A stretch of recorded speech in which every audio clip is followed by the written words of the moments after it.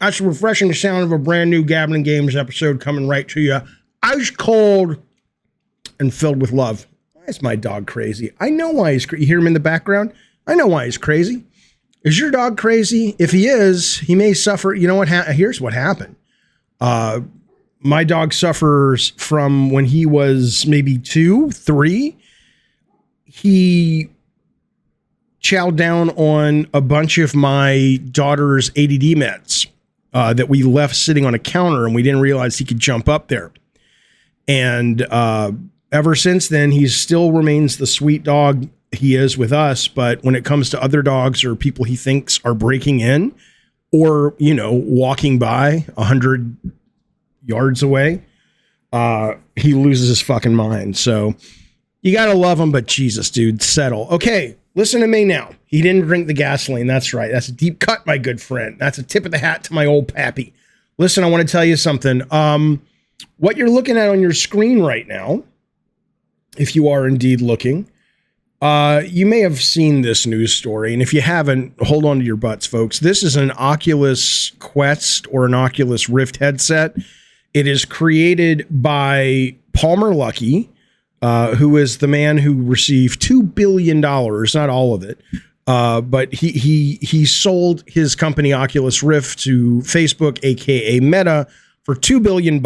And he's since gone on to found a company that makes military, make things go boom. Hopefully he will have a redemption arc in the way of Tony Stark and not continue down the road of making weapons to kill people. But that's what he does for a living now. Okay.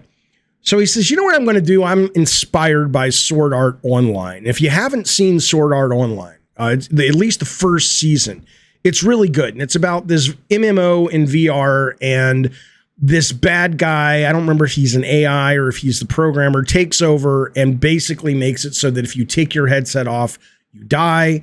And if in the game itself you die, right? So the stakes are incredibly high. Well, he's made a headset now with his new skills of working with the military that pretty much does that. Those things you see sticking out, that's not a ode to the Triceratops. Those are 3 individual explosive charges that when a specific game over screen is presented to the user, all three of those will detonate and you will most likely die. Kenneth in the chat says, what's up, Jaffe? It's actually an MMORPG. Well, it's both. Well, okay. Sword Art Online is an anime or manga first. There may be an MMORPG, unless you're saying that the game itself in the fiction, in the lore, is an MMORPG, which did I say it wasn't? I know it's a game. I mean, I watched it. I really like the anime. Anyway, the point is I have a question for you. You know, I like these questions of like, how much would it cost? So I want to give you a scenario. If you're a member, you got to be a member. But if you go over to the YouTube page, and I'll get us the results after the show. Here's the question: if the game you were playing was totally fair, it wasn't meant to trick you or anything like that. Okay, so let's say it was like the level of difficulty of medium mode for Devil May Cry 1. And all you had to do was make it to level 3, and let's say you would be rich for the rest of your life. But you'd obviously, if you die and you get a chance to play it once before you go in, or at least get the controls down. And once you put the headset on, you have 1 life, and if you make it to level 3, you get your reward. How much would it take? But if not, you die. If you die in the game, the thing explodes, right? So here's the question. Here's the poll. I'll read you the results at the end. How much would you need to get paid after taxes, of course, come on now, to wear the Death VR headset? Option 1 is $50,000. Option 2 is $250,000. Option 3 is $1 million. Option 4 is $100 million. And option 5 is no fucking way would I ever wear that damn thing. Now, remember, poll is up over on YouTube for members right now. The question becomes, though, it's not a trick, right? It's not a trick. It's not like, you know, aha, got you, fuck you. It would be fair. So it really comes down to, like, if I'm Spazbo, I would take this bet. I would say, oh, $100 million? Fuck yeah, I'll do it. You think he can't clear the first 3 levels in Devil May Cry without dying once? Come on now. People in the chat are saying I'm already playing it. It's called Life. Well, I don't know where the $100 million comes from. Legend says the only way I could get caught up in that is if I got tricked or a loved one was trapped in it. Well, yeah, I mean, you know, look, I would think about it. I would think about it. No, not Dark Souls. Kenneth says, what about Dark Souls? No, go fuck yourself. That's what I'm saying. I'm talking about a base level of difficulty on normal. I'm not talking about something that's meant to I want to be fair, like I'm doing this in real life. Spazbo actually chimes in the chat. He says, I actually couldn't beat the first boss in Devil May Cry. You were my only hope. And you fucked us, Spazbo. All right, well, it is what it is. Hello, Bill Bones. Good to see you, buddy, as always. Now, the poll is up. Go fill it out if you're a member. I'll give you the results at the end. Speaking, oh my goodness gracious, fellas. Speaking of Demon Souls, Dark Souls, did you see this? Look, man, this is pretty cool.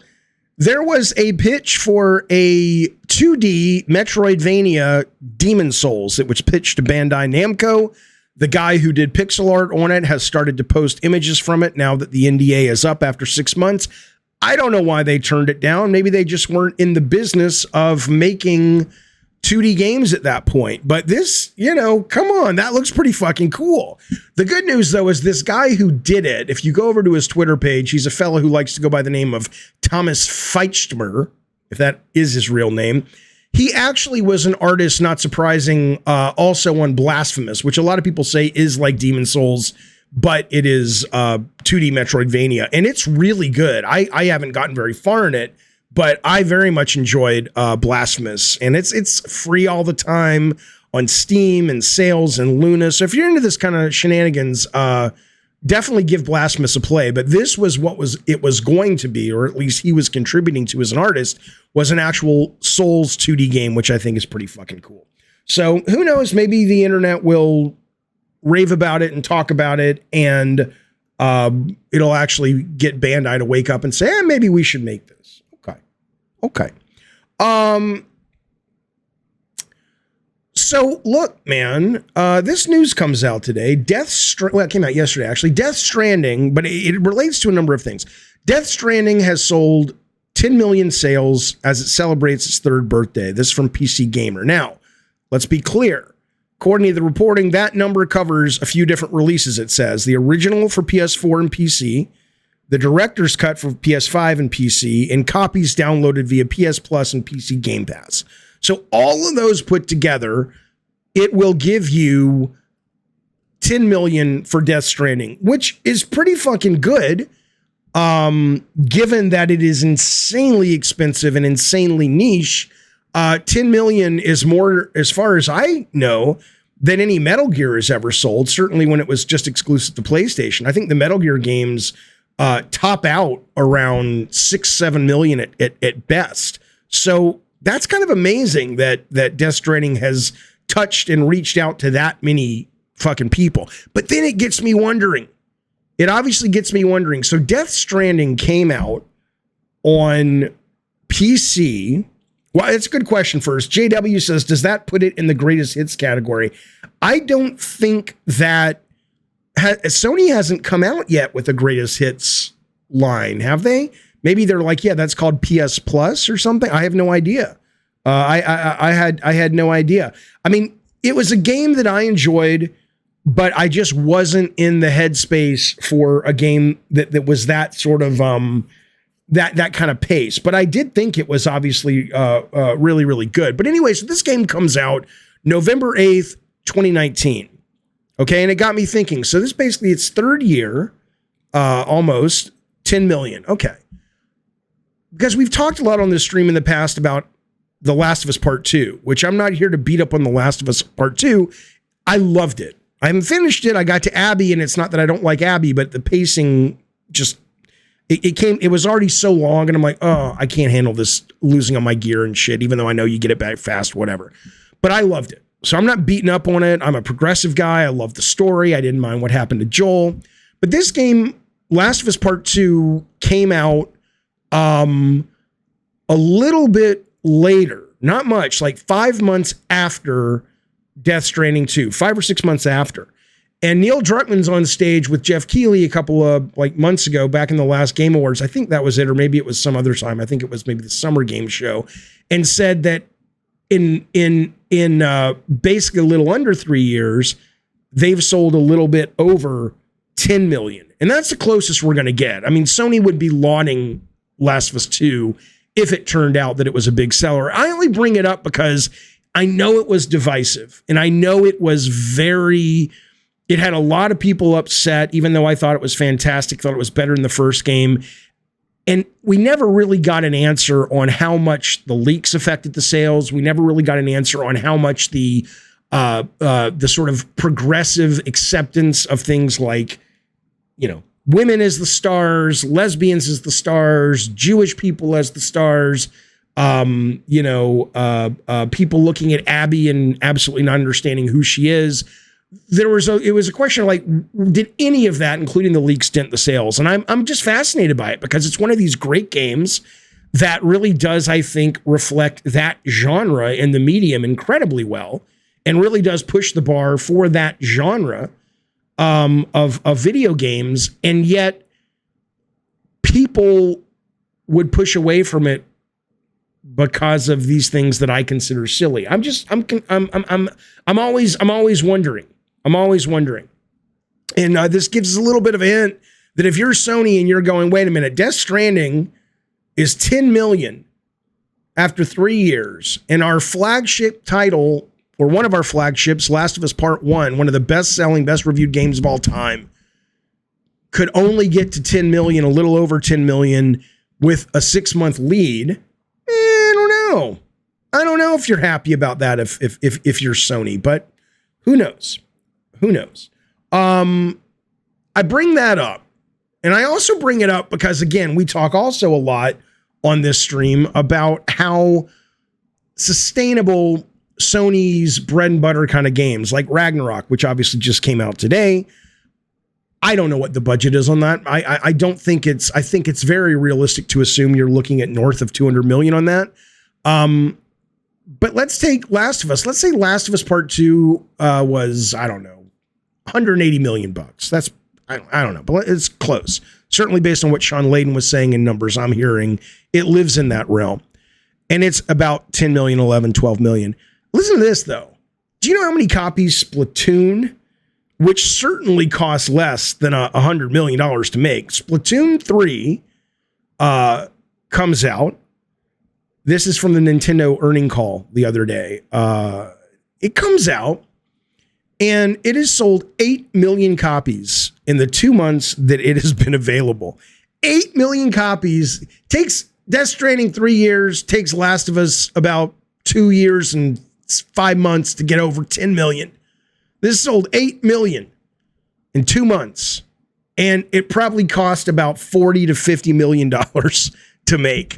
I'm just saying, I don't know how you justify being in the software entertainment business anymore, and you look at the success story of something like Splatoon 3, and then you go to your board and say, I would like to spend $280 million on a one and done game. I don't know. But I will tell you, in a second, I want to talk about how Sony is pivoting. There's some news on a couple of their games as a service titles. Bill Bone says quality over quantity. Someone has to set the bar high. Yeah, but ultimately the question then, Bill, becomes what defines high, right? Trust me, 8 million people haven't bought the third iteration of Splatoon in 3 months or 2 months because it's not giving them what they want. To people who like Splatoon, and I never loved it. I thought it was cool, but I never loved it.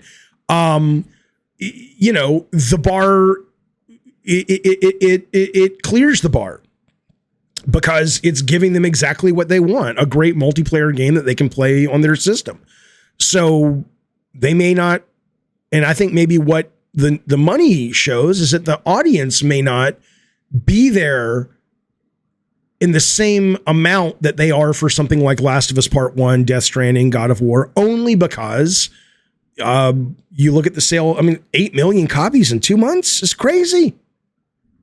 It's crazy. Corden plays. Thank you so much for being a member for Diet So Soldier for 3 months. He says, hey, old man, when you MAGA of Warring live, I will be playing God of War for the very first time, God of War Ragnarok, wearing one of these stupid hats that I showed at the beginning of the stream. I will be doing that Saturday morning.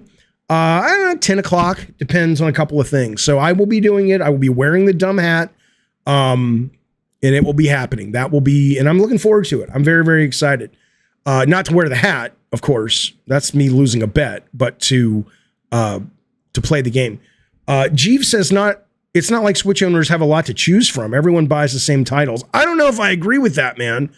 And again, I have not turned on my Switch in a very long time. Probably the last time I had the Switch on was when the Kirby demo came out, which I still haven't bought yet. But they've got an amazing lineup. We talked about this a couple of weeks ago. They've got Splatoon. They've got 2 new Pokemon coming out. They've got Bayonetta 3. In the new year, right at the new year, they've got a new Fire Emblem coming out.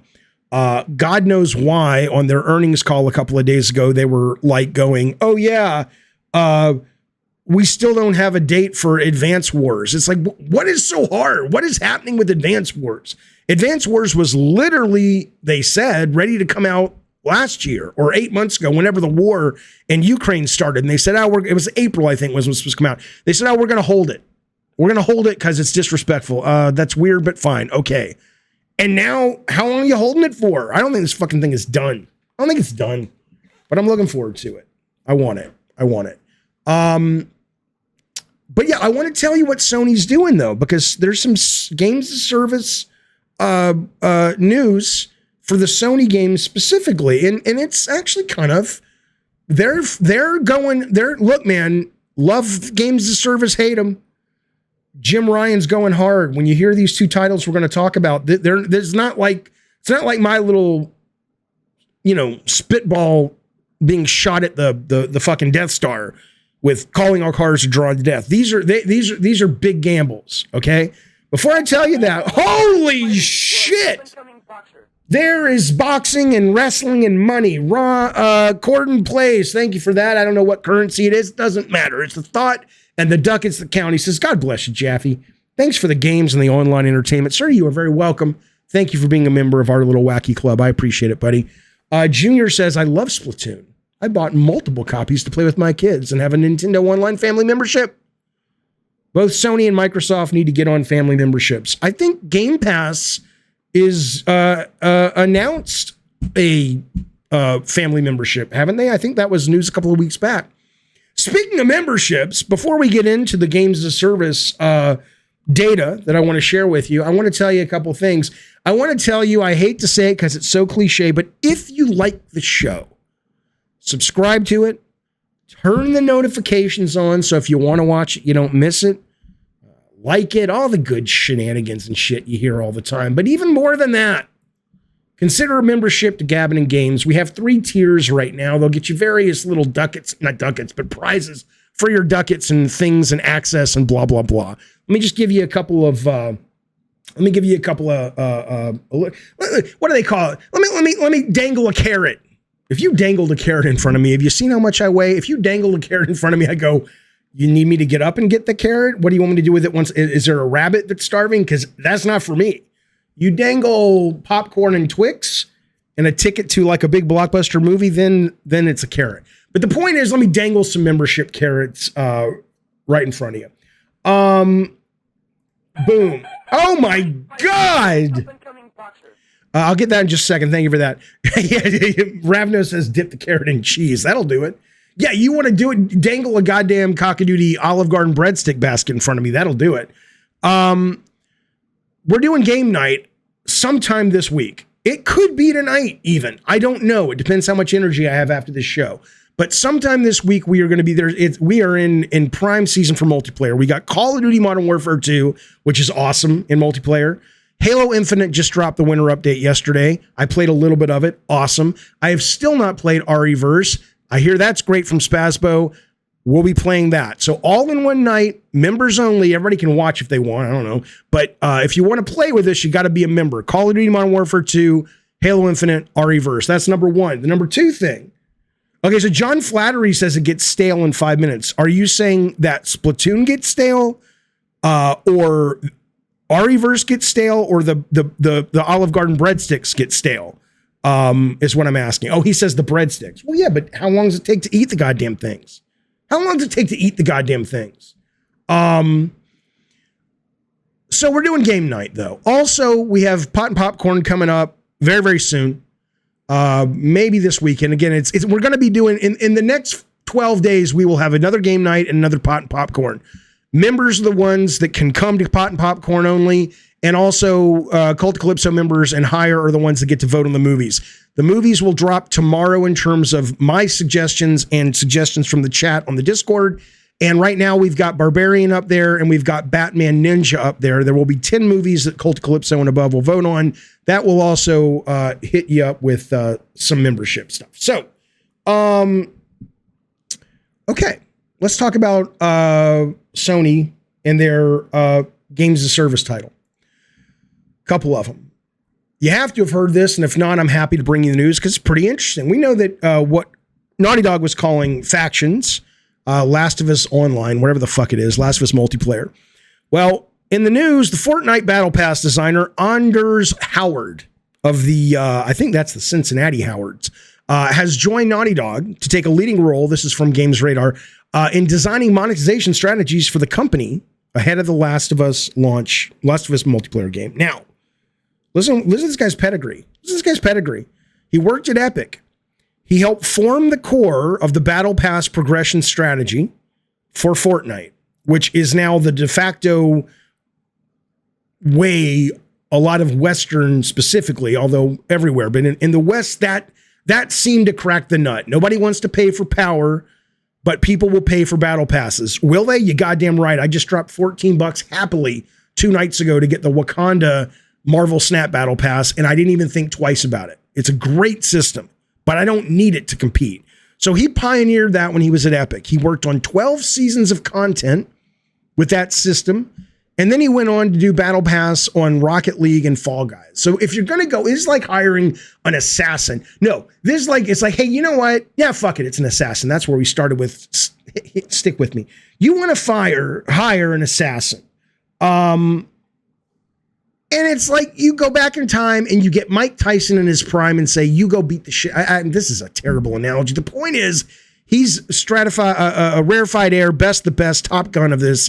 And Sony said, you know what? Spare no expense. This is what I'm talking about, by the way. When I tell you, when you guys complain, I don't like that Ragnarok is on PS4 and on PS5. It's limiting the design. I don't like that my PS5 isn't as valuable because games are coming to PC. The money that they make goes to give you better stuff. You think this guy was cheap? You think pulling a guy away from Epic Games, who is one of the key players, and making them the kind of Fortnite money they've made is cheap? I don't want to guess what this guy we're going to talk about salary in a minute because there's a new report that came out of what people make in video games. But this guy is a rock star, or at least he's being paid like a rock star. So you know Big Bad Jim Ryan is going, look, fellas, time marches on. We have got to get with the games as a service or we're fucked. We're fucked. And so they're spinning the ducats, man. They're spinning the ducats. It is not officially revealed that this is going to be a games as a service title, but come on. They've already said, if you look at some of their hiring language, that this is a games as a service title. This is a servicey game. They've pretty much said as much, and this is where we're going. The other news, which is also just as big,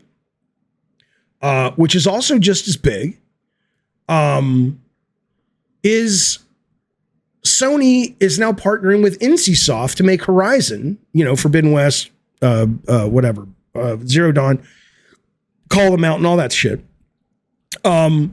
It's the one that has the big overweight lady in it. What's her name? I'm kidding. Jesus, you fucking nerds. Listen, look, it's Call of the Mountain, Aloy. They're going to make an MMORPG. Now, I think Horizon are some of the prettiest games out there, especially the new one. But I'm not a big Horizon fan from what I've played so far, but I haven't played a lot. So I'm not that excited about this. But when you're talking about NCSoft, and if you don't know NCSoft, these are some of the biggest names. These are the guys that do, what is it, Guild Wars? What is NCSoft's claim to fame is Guild Wars MMO, Lineage, and there's like one other one that's just massive, right? So they have teamed up with Sony and they're like, fuck it. You want a games as a service? You got it, pal. Give us your brand. We'll give you our MMO magic, and they're off to the races. Again, it ain't cheap. Sources previously told VGC, which is where this reporting is coming from, that co-op was initially planned for the first Horizon game, but it was ultimately scrapped. So the development team could focus on other areas of the title. Last year, Guerrilla was staffing up for an online game. It's unclear if the title in question was a Horizon one. My understanding is Guerrilla is still working on that title with the director of Rainbow Six Siege, who came over from Ubisoft to work on a service-based shooter. I hope it's not in the Killzone world, but I hope it's more like a military-based shooter, because Sony needs it, especially with Call of Duty going to Activision. Shut the fuck up. You know what's going to happen. So there you go. Sony's not playing. They have said, we are here to fucking make some noise, and if you don't like it, go fuck yourself. All right. Let's go to the chat, see what you guys think about all this malarkey before we move on to the next story. If Sony wants to do an MMO, surprised they didn't bring back EverQuest or Free Realms. Jeeves, I think that is because it's for nerds. And I don't mean that, I'm just kind of being silly and hyper, but the truth of the matter is, those weren't Sony PlayStation brands. Those were, EverQuest started at 989, and then it went to the guys who are now part of Amazon, right? It kind of moved. I don't know who even owns those brands anymore, but I don't think your average gamer gives a fuck about Free Realms and EverQuest. EverQuest, you got to be pretty old to give a shit about EverQuest. But if you say one of their big titles is an MMO, and look, let's be clear. They scratch each other's backs, right? If the NCSoft MMO does great, then I bet they'll breathe a sigh of relief when they decide to spend $200 million on the next Horizon, right? If forget the fact that Last of Us 2 may be only a little bit ahead in sales, which is not great, of Death Stranding at 10 million. If Factions or their MMO games, not MMO, their games as a service shooter from Naughty Dog based on the Last of Us lore does great, I guarantee you're going to get a whole new audience. It's going to be like, wait, oh, there's the single player, especially since it's on PC now. Both the games as a service titles will be on PC day one, and then all the other games have come to PC so far, most of them anyway. This is actually pretty an interesting idea to be kind of knocking them around. First, it's a big games as a service, then it goes single player, then it goes back to games as a service. It's kind of good. Haley Gold says, can you now say hyper to mean hyperbolic? I know the difference, and I meant hyper. Legend says Horizon just has wilderness and robot dinosaurs. Yeah, at the moment. But, you never know where it's going to go. I mean, obviously, they're going to add a lot more. I actually heard the TV show is going to be based 1,000 years before the game. And so maybe they're going to use that where you had more variety of environments. I have no idea, but maybe that's what the MMO is going to use. Who knows? Gaming Philosophy says NCSoft doesn't have the best track record as a publisher. Well, if you look at Lineage, if you look at this game I just mentioned, what's that big fucking game? Their biggest game, Guild Wars. It's pretty good. It's pretty fucking good. Dan Root says, hey, I wonder what direction Shawn Layden would be taking Sony right now. Well, we could ask him, because I know he watches the fucking show. I know he reads my tweets. He just won't come on. He won't come on the fucking show. All of these, I'm just going to say it to you in your fucking face, because I know a lot of industry people watch this. All of you fucking industry people who are too scared to come on this show, but you'll go on a bunch of other fucking shows where they kiss your ass, guess what? If I was in your position, I'd do the same thing. I get it. But, once you're ready to retire, you don't give a fuck anymore. Give Papa Jeffy a call. you'll know Shawn Layden doesn't give a fuck. You'll know he's got a shit ton of money that he doesn't have to work anymore when he agrees to come on this fucking show. Can you imagine? That's why Corey Barlog, like, I don't know, 2-3 years ago, I'm streaming a show talking about Resident Evil 4 PSVR, which was great, obviously. And suddenly the phone rings on the show, the red phone, and it's Corey. He's like, hey, Jeffy, it's Corey. And we talked for 20 minutes. You think he'd do that now? Come on now. Okay. Double Dollar Bill says, I took the initiative. I'm at the Olive Garden right now. You're there right now? Oh, please tell them I love them and to sponsor my show just with breadsticks. I will talk about them all the time if they just give me breadsticks all the time. Okay. Mid-Toker Marius, thank you for being a member for 7 months, buddy. That is generous and kind. He says, Jaffe, did you ever play any of the Yakuza games? I've just gotten into them and I should have done it years ago. Fantastic games. I've just gotten into Yakuza as well. I don't know if I will ever go back and finish it just because there's so much to play. But I started on Gamepass playing Yakuza. I don't know if it's 3.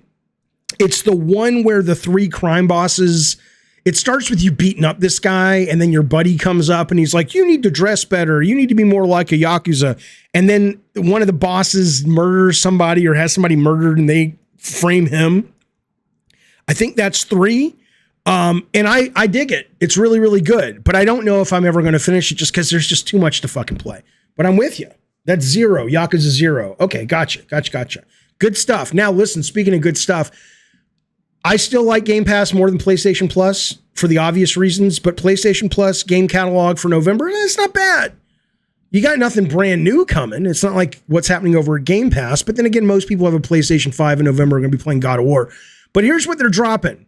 We talked about Ratchet & Clank the other day, but they've kind of buffed out their program a little bit for November. You're going to get, if you're extra and premium, you get Elder Scrolls Special Edition, PS4, PS5.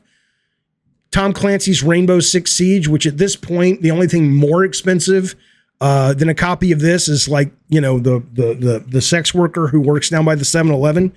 And that's a terrible thing to say, but it's a really bad part of town, so she doesn't charge much is my point.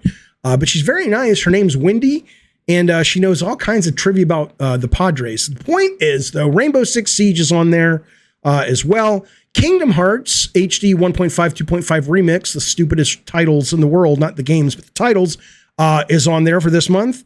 Kingdom Hearts 2.8 Final Chapter Prologue, Jesus Christ Square, that's on there as well. Kingdom Hearts 3 is on there as well.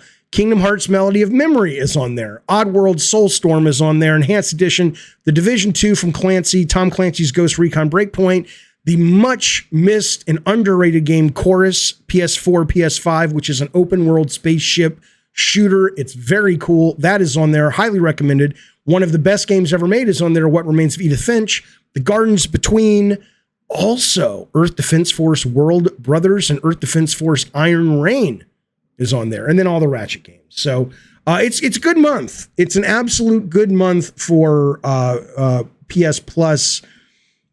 I still don't see any real reason to spend the extra ducats for Essential, which is what I have. But, I've played any of these games that I've been interested in, I've already played. I guess that's the problem with PS Plus for me, is that it's not that I don't appreciate the value because it's fantastic value. I mean, imagine getting a PlayStation 5 this Christmas and your dad or your mom says, and here's PS Plus for a year, PS Plus Premium or whatever.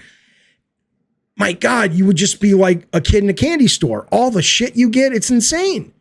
But if you're a core gamer, you've played all this shit. And so it's just like, well, okay, it's cool if you've never played it. No, I got the highest tier, Spaz, which again, much like Sony's other naming conventions, I don't fucking know what it's called. Whatever the highest tier is that lets you get the classics and shit, that's what I got. John Flattery says, on PS Plus, I downloaded Bloodborne, never played it, looking forward to sinking in after God of War. It took me about 3 years to come around to understanding how to play that game. And I had the chat help me a lot. And once I understood it, and once I got into it, It is fucking awesome. So if you play it and it feels too hard, find some people in our Discord, and have them watch you play and give you some tips, because once you get it, oh boy, those games are great. Loved what was the remake? Demon Souls on PS5. Adore Elden Ring. So yeah, that brought me into that world. Absolutely. Yeah, well, here's what's funny. Bill Bones, going back to PS Plus, says, and talking to Spaz, Jaffe said essential, which is the base. Again, it's a terribly, I just don't get it. I just don't get it. It's so badly named. There's all three of these. If it was any other service and you said that's the top of the line, if I said Apple, if I said Best Buy return policy premium, you'd go great. Best Buy return policy extra, you'd go great. If I said Best Buy return policy essential, you'd go great. They all sound like it's the fucking top of the line. Yeah, Flattery's right. These names were come up with the same guy at Square that made Kingdom Hearts. It's fucking ridiculous. Fucking nuts. Hey, Brandon Myers. Thank you, buddy. He's been a member for 13 goddamn cockadoodie months. He says, would I understand Bloodborne better having played the crap out of Elden Ring? You would well, okay, I'm not the right guy to get into the weeds with you, because there are people that will absolutely be able to break down the differences in combat. You can't dodge as much with this, and you can't, and Bloodborne is more about dodging. Elden Ring, you can't get out of all these situations by dodging as much. There are differences. But I think if you enjoyed one, and part of why you enjoyed it was the lore and the combat and the way they did their storytelling, then I would say that yes. If the main reason you enjoyed Elden Ring was the open world, obviously I would say no, because Bloodborne is not open world. And I think it works great not being open world. Okay. Anyway, let's move on. I want to talk about a number of companies did their earnings call this week. Hey, look at that. Jerry comes in, pulls his pantyhose down and says, look at my twig and berries. That's not what he says. He says 21 months, best bang for the buck. Thanks, Papa Jaffe. Jerry, thank you, buddy, for being a member for so long and being so generous for so long. I appreciate it, buddy. Very, very kind, sir. Yeah, Brett Moore wants you to know he likes Bloodborne even more than Elden Ring. Okay. So Take-Two gets on the phone.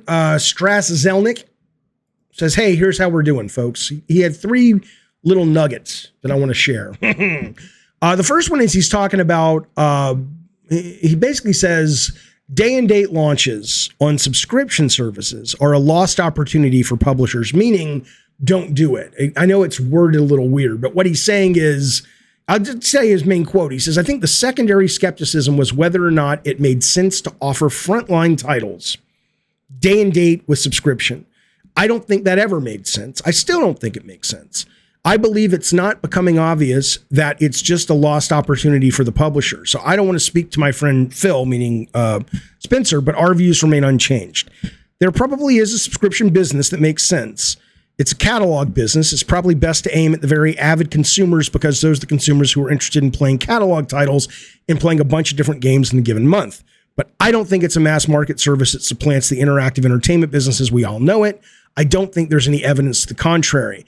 These opinions line up with what Jim Ryan says about day one Gamepass. I think you have to be careful, though, about what he's saying, because I think he's absolutely right when it comes to being a third-party publisher.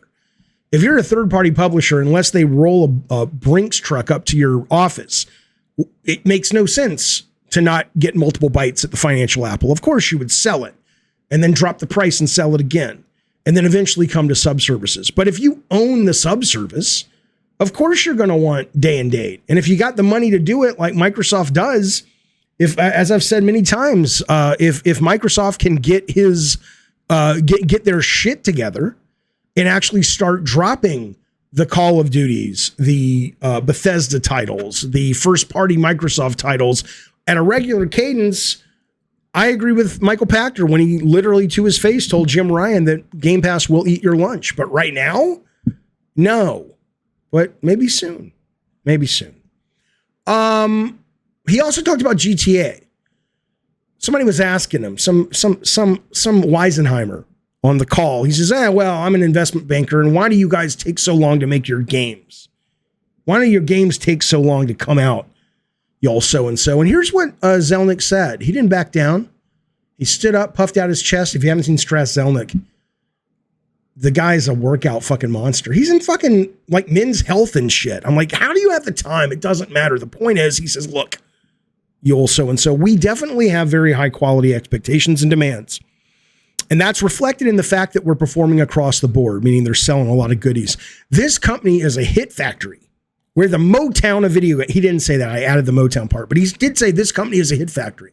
We haven't had a disappointing release in as long as I can remember, and that's honestly the most important thing. And then he goes on to talk about, the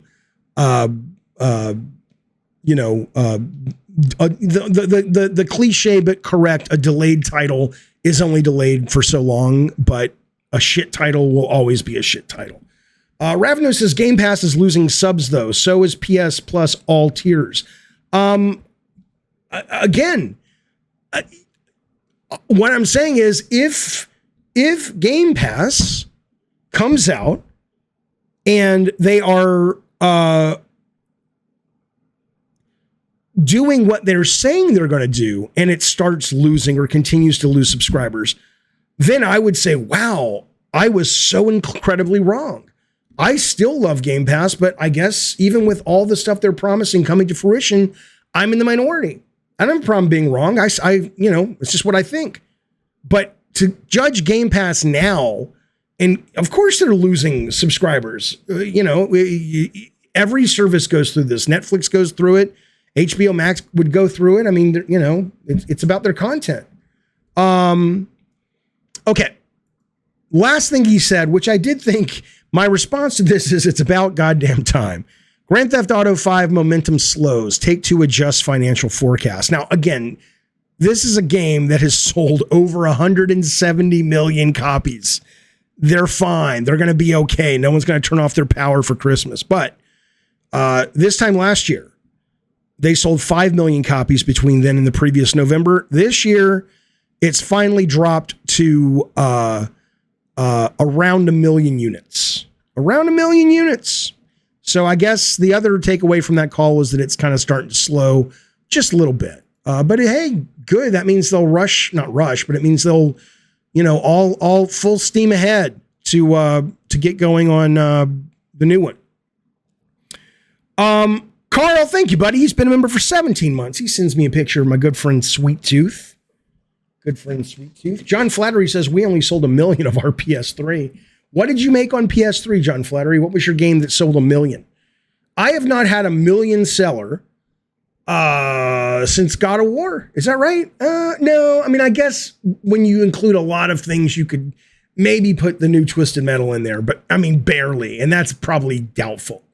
Yeah. Well, yeah. Stonerface says momentum is slowing. The game's been out for a decade. I know. Think about that. But you know who's not having a good week? Well, I mean, Twitter employees got laid off. And certainly this week, Facebook, aka Meta, and this will tie into games, I promise. How much did Twisted Metal 2 sell? A couple of million, maybe? And then 3 sold better. And then 4 and 3 was hated. And so 4 sold worse. And then we just never got it back. But anyway. So Meta lost $9 billion already in a year on their virtual reality endeavors. Okay. They just reported 3.6 billion, and this is following a 6 billion loss. So $9.5 billion they've lost from committing to VR in the metaverse. The company said it anticipates these losses will grow significantly in 2023. But it does consider these losses an investment in long-term growth. I bring this up because today you must have heard 11,000 employees lost their jobs. Mark Zuckerberg said, I'll tell you exactly what he said. He wrote a letter. It's really an interesting letter. He said, basically they're heavily investing in the metaverse. I don't know why. I'll tell you about that in a second. But here's what happens. This is from Mark Zuckerberg's letter he wrote to employees today. At the start of COVID, he says the world rapidly moved online and the surge of e-commerce led to oversized revenue growth. Many people predicted this would be a permanent acceleration that would continue even after the pandemic ended. I did too. So I made the decision to significantly increase our investments. Unfortunately, this did not play out the way I expected. Not only has online commerce returned to prior trends, but the macroeconomic downturn, increased competition, and ad signal loss have caused our revenue to be much lower than expected. I got it wrong. I take responsibility. It's a good layoff package, 16 weeks of pay, and then 2 additional weeks every year you've been there. There's PTO, there's health insurance for 6 months. But ultimately, though, it really is a doubling down because he says we're not going to be investing in a lot of new things, but we are going to be investing in virtual reality still. He really fucking believes in this.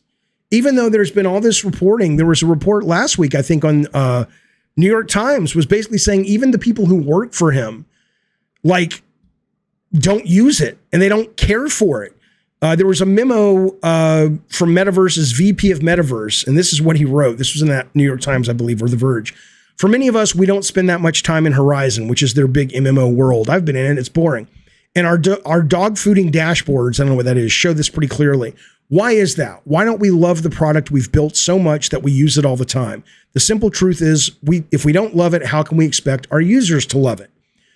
In the New York Times, it was reported that multiple employees apparently rushed out to buy their own VR headsets, which they never had before, after management insisted they start holding meetings inside Meta Horizon's workrooms, right? I say all this because these guys are working to please Zuckerberg, who is, I don't know, the guy watched Ready Player One too many times and is like, this is it. This is it, boys. I've got it. But here's what's interesting. The metaverse is happening. It is big and it is happening, and you don't need to invest what they have invested. Roblox reported that their user base is aging and they're not leaving. The metaverse is Roblox. The metaverse has businesses inside, like mainstream fucking businesses have worlds inside metaverse where you can shop and they can advertise to you and all that. People make their own worlds. People play their own games. It is a connected through the interface on your PC, connected world of all of your friends and all kinds of different activities, from commerce to concerts to video games. Okay. In the third quarter, 46% of daily active users were under the age of 13. Okay. 46%. But 2019, it was 61%, which means they're almost half of their users are over 13, which means that this idea of this connected place to socialize and play and shop, it works. But you do not need to spend what Zuckerberg is spending at all. Exactly. Lux says VR chat looks better than metaverse. Absolutely.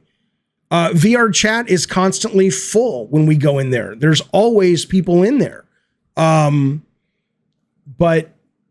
yeah, maybe it's because they, maybe if they would have launched Facebook on flat screen as well. I don't remember if you can walk around Horizon without VR.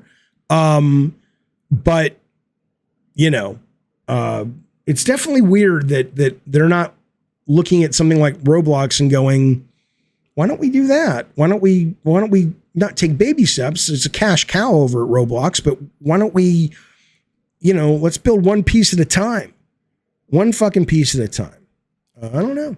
All right. Well, there you go. That's what's happening there. I want to tell you something cool, though. So whatever you think about streaming, it doesn't matter. That's it. Whatever you think about streaming, maybe it'll be the way you play big fucking games in the future. Maybe it won't. I think it will, but it might be longer than a lot of people anticipate. Whatever. But here's something really interesting that I think Netflix has right, and I think is a sign to why streaming is essential, okay? Which is Netflix just launched a trivia game called Triviaverse. Now, usually on Netflix, what you end up having to do is you get all your games for free, but you click it and it sends you to a link to the App Store, and then you download a game as normal. It's just that if you have Netflix, it's free. It doesn't feel integrated. And I know they're working on it, blah, blah, blah, blah, blah. Okay. But this new game is the first one I know of where it's all streaming, right? So I went to play it the other day because I think it was Polygon was raving about it. I'm not raving about it. It's fine as trivia games go. But what was really interesting is I went to my Netflix app, I opened it up, and I'm like, okay, let me download this and see what the big deal. And suddenly it's just playing. It just works. You don't think about it. Now, again, I understand that playing a trivia game over streaming is different than Ragnarok over streaming. I get it. I'm just saying, though, that barrier of entry just being utterly dissolved. There is no download. There is no getting out your credit card to buy it. It just is. When it works, man, it's fucking magic. So if you're into the Netflix, you got Netflix on your phone, give it a try. Just go up and type in Triviaverse. It'll come up. Find me on there. See if you can beat my score. I'm pretty fucking good at it. But that's good stuff. Okay. I want to remind you that underneath this video that you're watching, or stream that you're watching, there is a link to our link tree.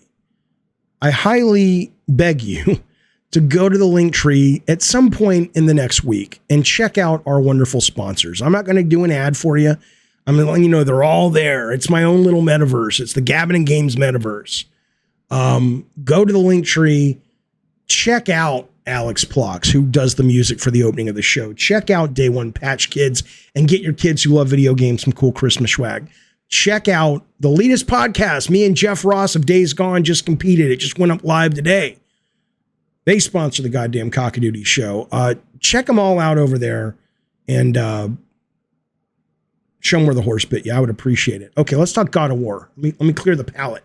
Let me clear the palate.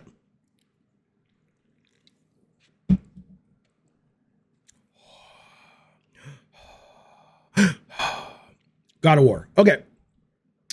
God of War Ragnarok dropped today. It's currently sitting at a 94 Metacritic. It's the real deal. A lot of people are excited. I will be playing it Saturday morning, wearing the stupid fucking hat. Oh, one moment. Yes, Ravno says, Jaffe, how do I post pics to that tiny picture frame? Yes, if you're seeing the picture frame behind me, and you are a Cult of Calypso member or higher, you can go to the Discord and go into one of the rooms, which is locked unless you are at that tier, and it is called the Frame of Doom. And pretty much whatever picture you put up there will be on the show. So that's how you do it. Right now, we got JoJo D up there posing with Wonder Woman. Okay. So God of War comes out today, and I'll be playing it Saturday. I'm excited. Great reviews. Proud of the team. Happy for the team. I get this question over on YouTube from JT Taylor the other day. He says, Jaffe, I have a question. With the foundation you laid at Santa Monica, it wasn't just me. It was Shannon and Tim and Corey and Eric and Derek and Ken and Max and the whole Hee-Haw gang.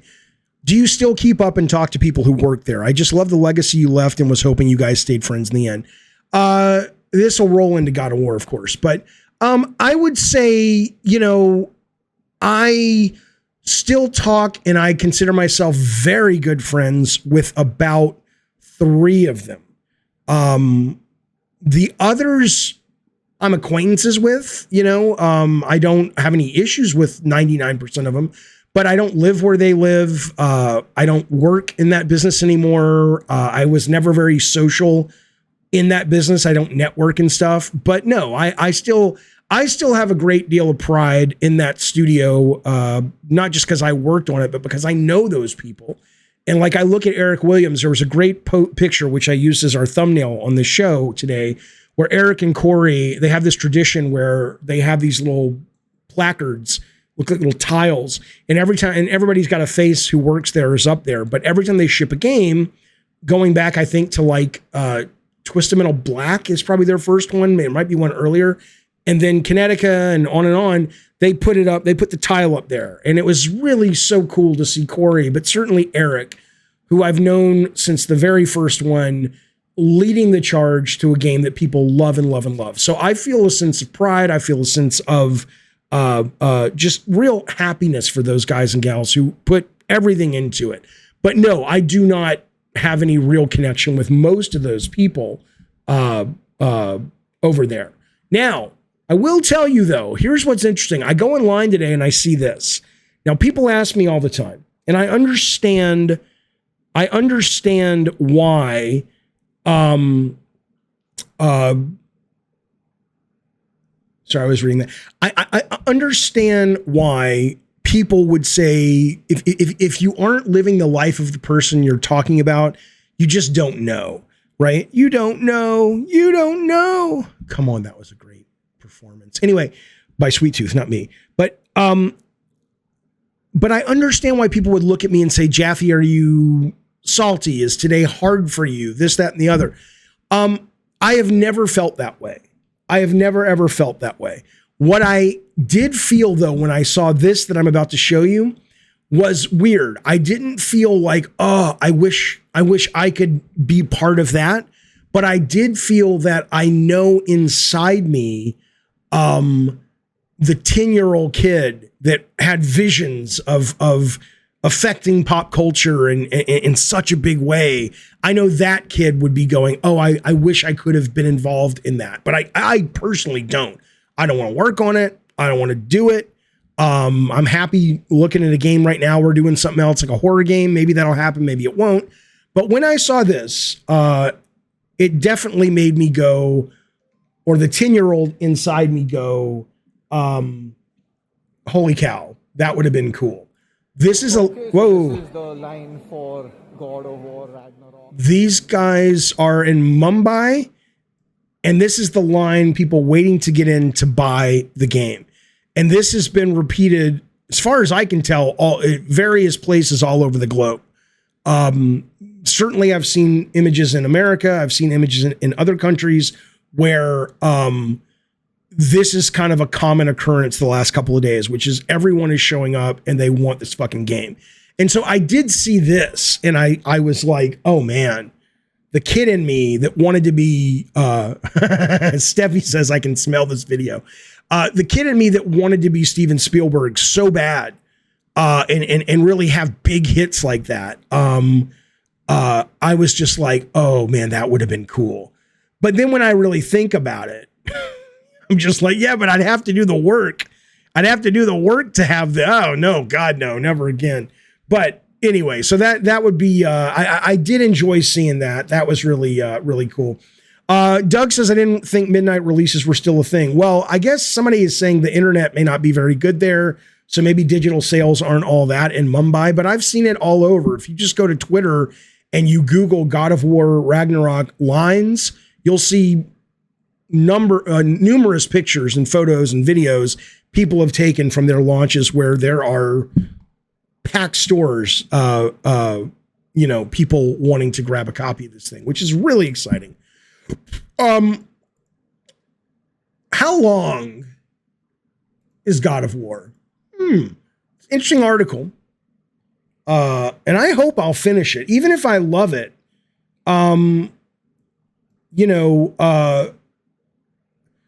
Even if I love it, I don't finish most games. And I read this over on, I'm going to get it. I'm going to play it, but I just don't know if I'll finish. Because if you look at the 6 IGN team members played it, they got 6 different times, and they range anywhere. The fastest player was 26.5 hours, which is long for me. The slowest player spent 60 hours. So anywhere between 27 and 60, depending on how many of the side quests, which I hear are excellent, up to 60, is what it'll clock in at. I hope it's compelling enough to keep me coming back and keep me fucking playing it. It's rare that happens. It has happened with Elden Ring, but most narrative-based games, which I don't consider Elden Ring a narrative-based game, I love Last of Us Part 2. I love Last of Us Part 2. Could not fucking finish it to save my life. And maybe I never will. I love Days Gone. I love Ghost of Tsushima. Couldn't finish it. Too long. I have things to do. I have more games to play. But, you know, Elden Ring does keep me coming back. Mikey O'Connor says, I can confirm the side quests are extremely well done. I am 8 hours in. Excellent. Yeah, I mean, there were people at the beginning in the chat that I want to say maybe are trolls, or maybe they were serious, that were kind of taking the piss out of it, saying, oh, it's not very good, it's crap. But I don't think that's the... Will there be a decline in enthusiasm in a few months, 6 months, as always happens with hype stuff? Sure. But I don't think anyone's going to be looking at Ragnarok based on what I've heard and say, oh, it's crap. I think it sounds like it's fucking fantastic. Cantankerous Games, thank you for being a member for 6 goddamn months. Cult Calypso, sir. He says, happy you're here, Jaffe. Are you still planning to design the horror game? I literally this morning had a meeting about the horror game. And it was, you know, it's really funny. We've been meeting with a handful of folks that may come on board and make the game with me, and we'll make, you know, together as a team. And in the past, I would have been like, you know, when somebody pushed back, like today, it was a new group of people I was talking to when I was pitching the game. And there was one guy in specific that was kind of pushing back. Right. And when I was younger, I would have been like, fuck those guys. He doesn't understand the vision. I don't want to work with that guy. Let's take them out of the running. But when you do it enough, you become very grateful for those members of the team that push back and say, I think what you're trying to do might be too ambitious, or I think we could do this, but we can't do that. And when you're just starting, it's like, fuck you, you're getting in the way of my vision. But the more you do it, the more you go, oh, thank God. It's like bowling and they put up the rails. Trust me, you don't want to see what a designer can do when there's no one there to tell them no. Although it's called Drawn to Death, folks, which I still loved, and I know a lot of people loved, but certainly if I would have taken the no's more seriously that I heard, it probably would have been a much more successful game. But yeah, you guys in the chat are saying God of War Ragnarok opening is so good. It was such a welcome surprise, says Andreas. Yeah, I am very excited to play it. I'm excited to play it this Saturday. I'm having so much fun right now playing Marvel Snap, and I'm having so much fun right now playing the multiplayer Halo and multiplayer Call of Duty. But I'm very excited. 2D horror. We're not doing any 2D horror. It's a 3D game. Okay. So I want to tell you this.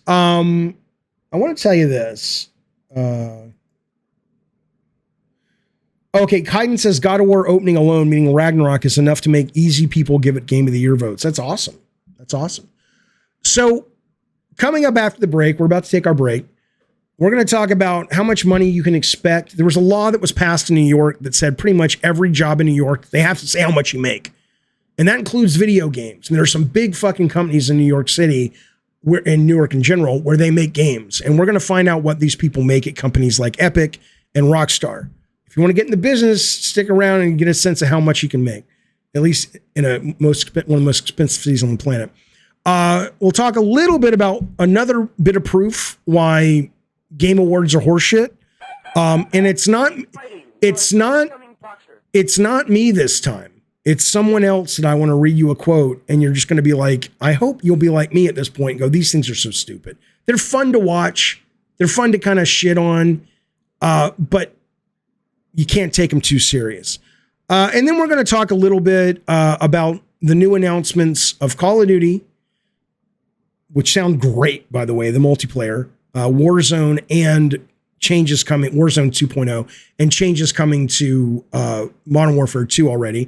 And then Street Fighter 6 has some really cool news out today.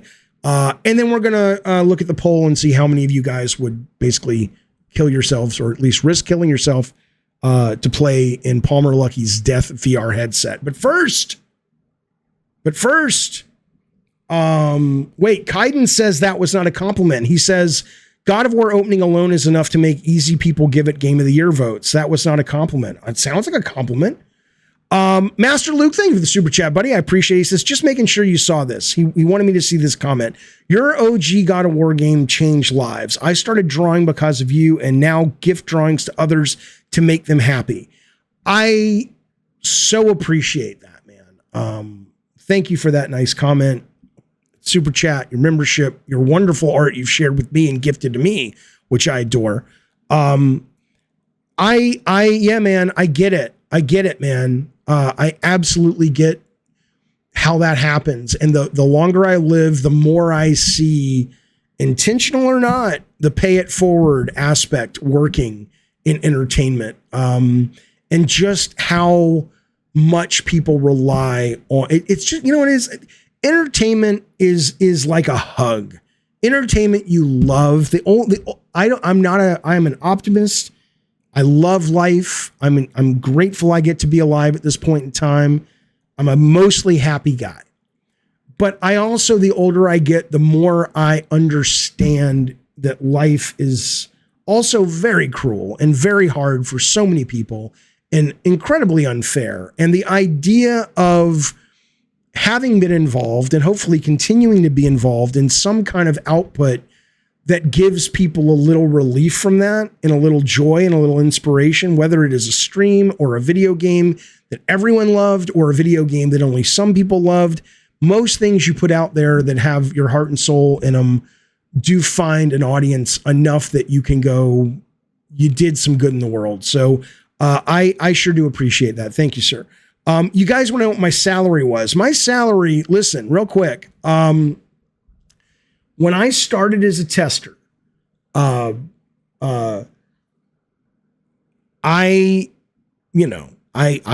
had almost no money. I was just done with college, and I sat in Rich Robinson's office, who was running Sony ImageSoft, and he wanted to hire me, and he said, your starting salary will be $20,000. Now, that was adult money back then. I'm not saying you could go buy a fucking fancy sports car with it, but you could live an adult life for $20,000. This was 94 in LA. The most I ever made at Sony, I think my salary at Sony got up to about $270. And then with bonuses, I think the most I made in a year was like $580,000.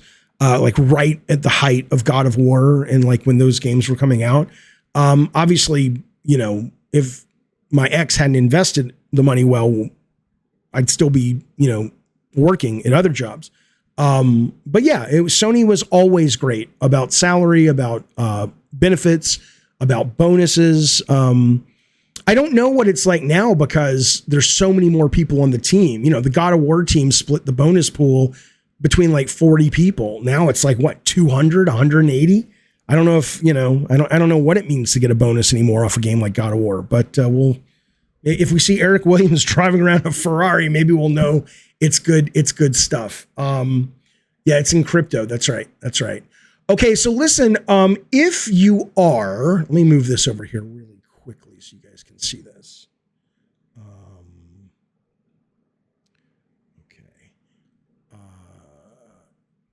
If you are a member, stick around. If you're not a member, stick around. The rest of the show will be free if you're watching live. But if you're watching this after the fact, thank you so much for watching and for spending some time with us. Of course, consider liking, subscribing, telling your friends, hitting the notification. Consider becoming a member. But if you're not, this, my friends, is where I leave you. We will be back later in the week with more Gabbing Games. Again, we will be streaming game night very, very soon. I'll show you the games. We got Modern Warfare 2 lined up, REverse lined up, and the new Halo Winter lined up. We have a movie night coming up, which we're going to vote on the movies pretty soon, figure out what those are. But regardless, though, thank you so much. Really appreciate your support and your time and spending some time with us.